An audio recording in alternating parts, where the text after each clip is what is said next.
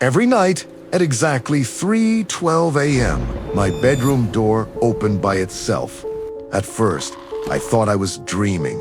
I mean, old apartments make noises, right? Doors shift, wood creaks, pipes rattle. That's what I kept telling myself. But after the fifth night, I stopped believing that. My name is Daniel Harper. And 3 months ago, I moved into apartment 417 at Blackwood Heights. The place was cheap, too cheap. But I didn't ask questions. I was desperate. The building itself looked old and forgotten. Long, narrow hallways, flickering lights, water stains on the ceiling. The kind of apartment complex where nobody talks to each other.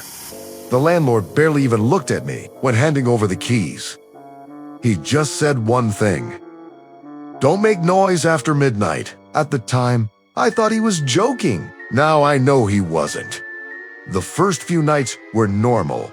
Mostly, sometimes, I heard footsteps in the hallway outside my apartment late at night. Slow footsteps, dragging slightly across the floor. But every building has weird neighbors. At least that's what I thought. Then, one night, I woke up suddenly. I looked at my phone, Tracy Dozy M. That's when I heard it.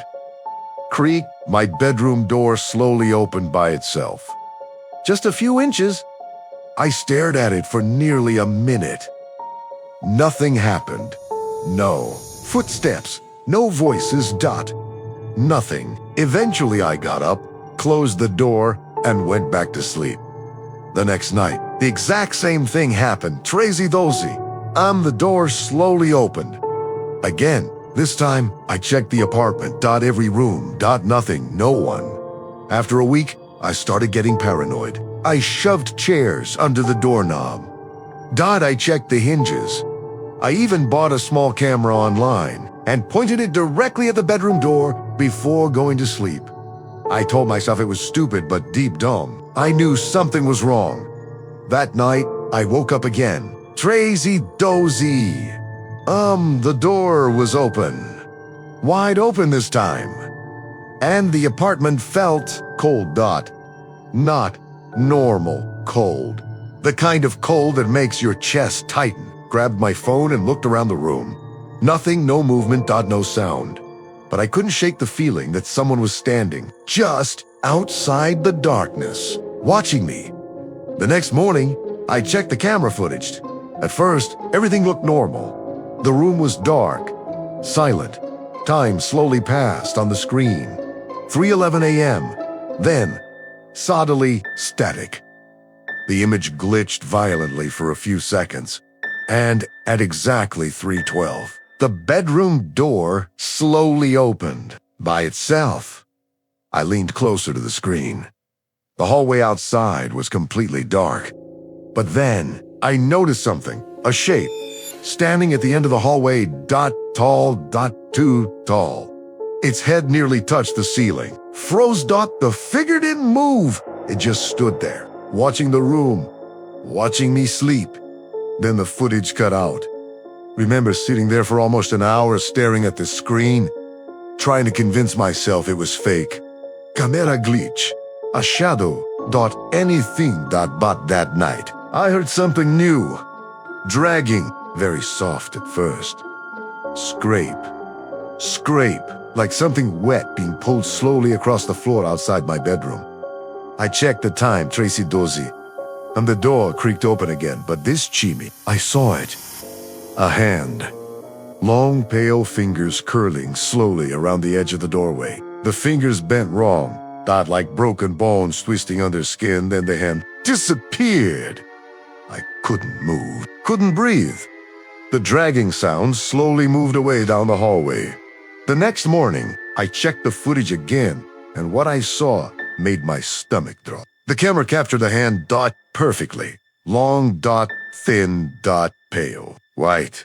Its fingers stretched unnaturally long across the wooden floor. And behind it, something moved in the darkness. Not walking, crawling. I barely slept after that. Every night became worse. At 3:12 a.m. the door opened. Every single time. And each night, The thing came closer. First the hallway, then the doorway, then inside the room, always moving slowly, always dragging itself across the floor, but never fully entering the camera frame, almost like it knew where the camera was. One night, I decided to stay awake. I sat on my bed holding a flashlight and staring directly at the door. The apartment was silent. Then, 1312, the door slowly opened, and the dragging sound returned, closer than ever. Scrape! Scrape! My flashlight trembled in my hands. Then something appeared at the bottom of the doorway. Fingers not long, twisted fingers slowly gripping the floor, then a second hand, then an arm. Its skin looked stretched and wet, almost translucent, like something dead, left underwater for too long. The thing slowly pulled itself into view, and I finally saw its face. I wish I hadn't. Its eyes were sunken deep into its skull. Its mouth stretched unnaturally wide, too wide. Rows of broken teeth filled its smile. And it kept smiling, directly at me, screamed and pointed the flashlight at it. The creature suddenly stopped moving. Its head tilted slowly to one side. Then it whispered something, voice so distorted I almost couldn't understand it. You shouldn't be here. Then the lights went out. Complete darkness swallowed the room. I heard the dragging sound moving rapidly toward me. Ran. I don't even remember reaching the hallway. I just remember sprinting out of the apartment, barefoot, while hearing something scraping quickly behind me. I stayed in my car until sunrise. The next day, I convinced myself I imagined everything. Sleep deprivation, stress, fear. But I still checked the camera footage. And that was my biggest mistake. The footage showed the room exactly as I remembered. The door opening. The creature crawling inside. Its face staring toward the bed. But then, I noticed something horrifying. Before the door even opened, the creature was already inside the room, standing silently in the corner beside my bed, watching me sleep. It had been there the entire time. Waiting. At exactly 3:12 a.m., the creature slowly turned its head toward the camera and smiled. Then the video cut to static. Moved out that same day. I didn't pack everything. I didn't care. I just wanted to leave. 4 weeks afterward, I barely slept. Every time I closed my eyes, I saw its face. That smile. Those teeth. Then one night, curiosity got the better of me. I searched the building online. Old police reports, tenant records, news articles, and eventually, I found something. Years earlier, another tenant lived in apartment 417. Neighbors complained about strange, dragging noises late at night. Scratching sounds. Whispers through the walls. Then the tenant disappeared. Police forced entry into the apartment days later. They found his body in the bedroom. Or at least part of it. The report mentioned something strange. Deep scratch marks covering the floor, leading from the walls toward the center of the room. And written on the bedroom wall, in dark letters, were 4 words. This is my room. I shut my laptop immediately. My hands were shaking too badly to breathe properly that night. I stayed awake watching television until nearly morning. Eventually, exhaustion hit me. Looked at the clock before falling asleep. 3:11 a.m. Then suddenly, my eyes opened instantly. The room was dark, too dark. Then I heard it again, closer this time. Dragging, slowly, moving across my bedroom floor. I reached for my phone, flashlight, my hands shaking violently.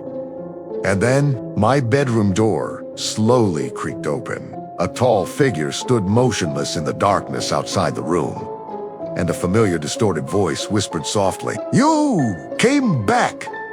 Asterisk, static explosion. Screen cuts to black. Asterisk, cash in.